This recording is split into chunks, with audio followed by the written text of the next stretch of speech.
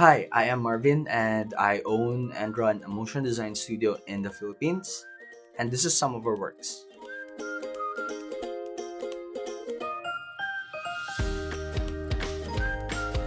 I have been animating for about 8 years now, and what I'd like to do with this course is share some of that knowledge with you. When I started animation, there was really no resources. It was hard to get started.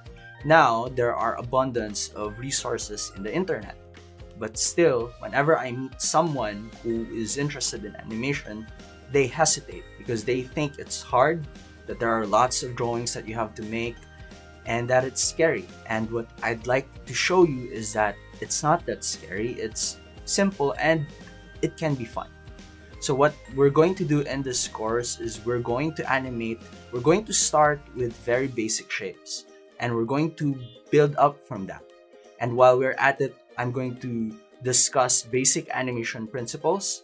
And by the end of this course, you will be animating a cute, simple character jumping.